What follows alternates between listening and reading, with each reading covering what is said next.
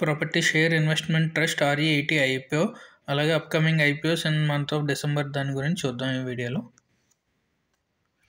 Property share investment REITs అంటే SM అంటే small medium అనమాట. REIT అంటే రియల్ ఎస్టేట్ ఇన్వెస్ట్మెంట్ ట్రస్ట్ అని అంటారు. REITs అంటే కంపెనీస్ ఓన్గా కానీ మేనేజ్ చేసి ఫైనాన్షియల్ ప్రాపర్టీస్తో జనరేట్ చేస్తూ ఉంటాయి ఇన్కమ్స్.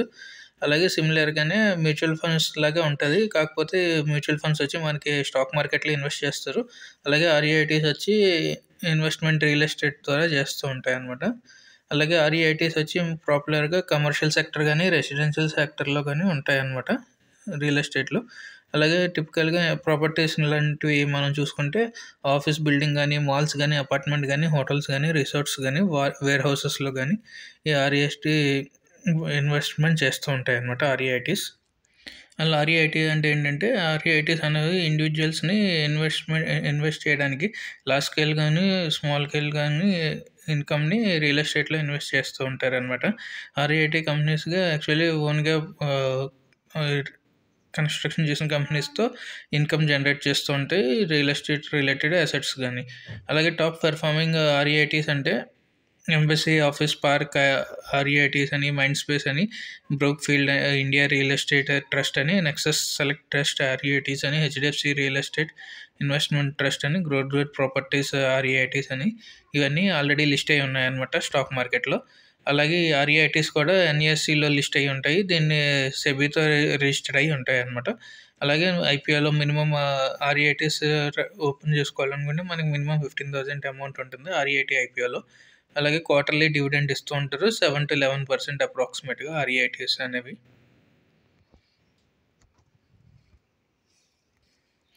ఇప్పుడు మనకి property share investment trust REIT అంటే ఇది 2024లో వస్తుందన్నమాట IPO.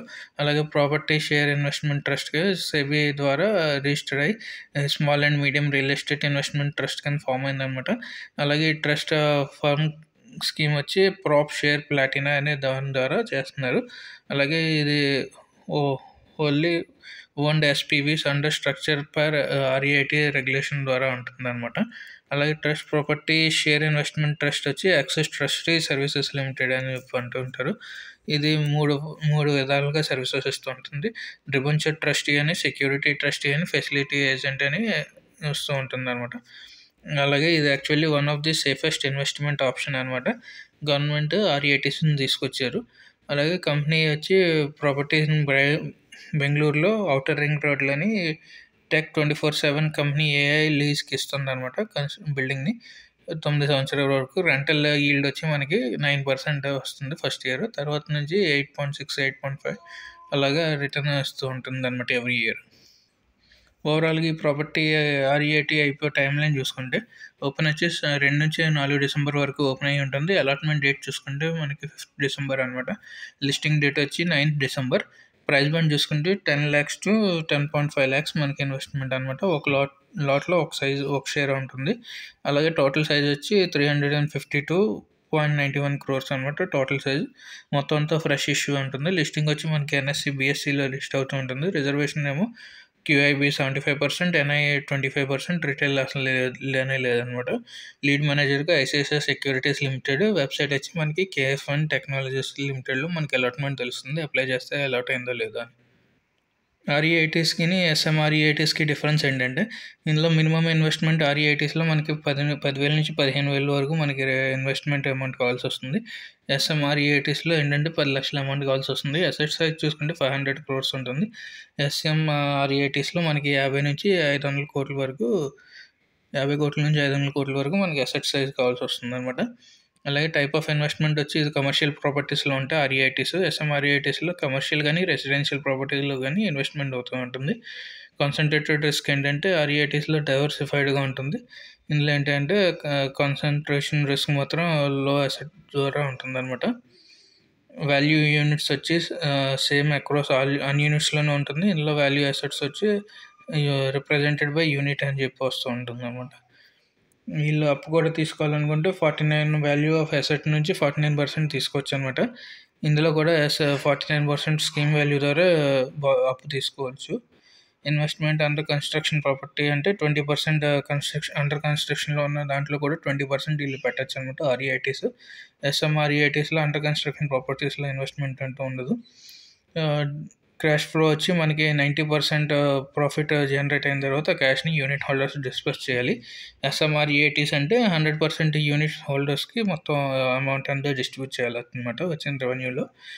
అలాగే పేఅవుట్ ఫ్రీక్వెన్సీ వచ్చి క్వార్టర్లీ కానీ హాఫర్లీ కానీ ఆర్ఈఐటీస్లో వస్తాయి. ఎస్ఎంఆర్ఈఐటీస్లో క్వార్టర్లీ ఇస్తూ ఉంటారనమాట. ఓవరాల్గా రివ్యూ చూసి ఏంటంటే ఇది కొత్తగా వచ్చిందనమాట ఎస్ఎం అని చెప్పి స్మాల్ అండ్ మీడియం.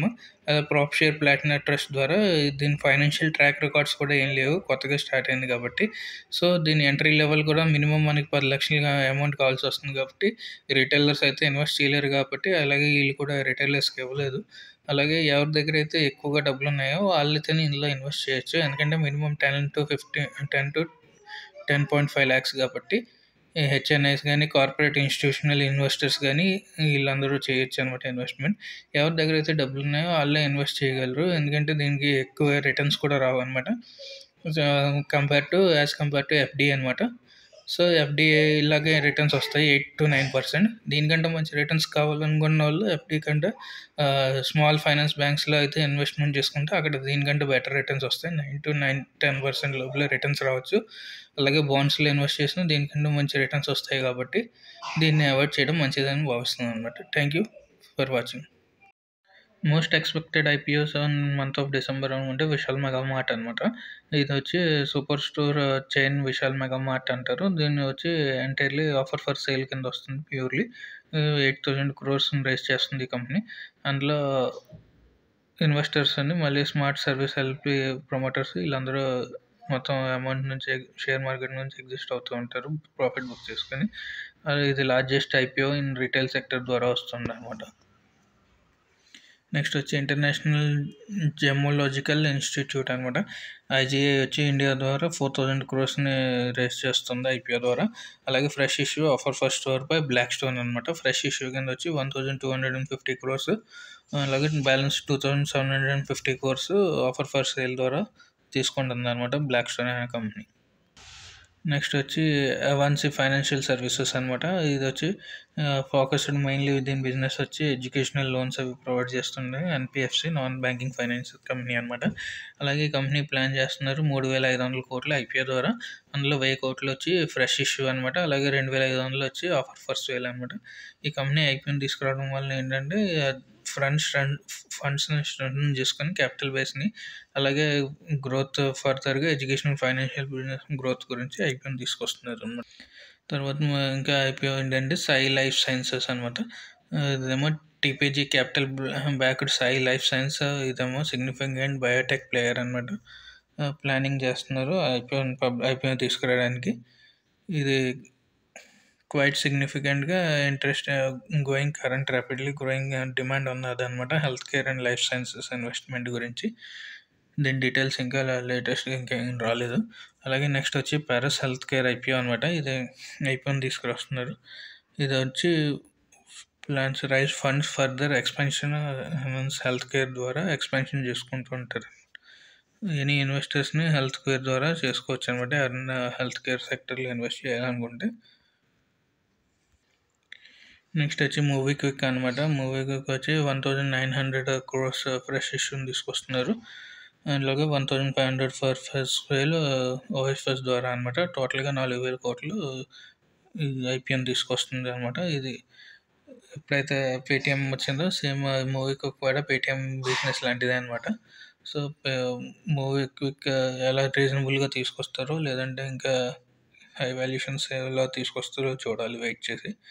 దాన్ని బట్టి మనం ఇందులో ఇన్వెస్ట్ చేయొచ్చు అనమాట. దీనికి షేర్ అలొకేషన్ వచ్చి 75% ఇన్స్టిట్యూషనల్ బయర్స్ అయితే 15% నాన్ ఇన్స్టిట్యూషనల్ ఇన్వెస్టర్స్ కింద ఉంటారు. అలాగే 10% రిటైల్ కోటా ఉంటుంది అనమాట. దీనికి లీడ్ మేనేజర్స్ కింద ఐఎఫ్ఎల్ సెక్యూరిటీస్, ఐసిఐసిఐ సెక్యూరిటీస్, అలాగే Jefferies India, BNP Paribas and Credit Suisse Securities అలాగే దీనికి ఐపీఓకి లీడ్ మేనేజర్స్ కింద ఉంటారనమాట. తర్వాత Mamata machinery IL limited IPO. ఇవన్నీ మేబీ డిసెంబర్లో వచ్చే ఛాన్సెస్ ఉన్నాయన్నమాట. Thank you.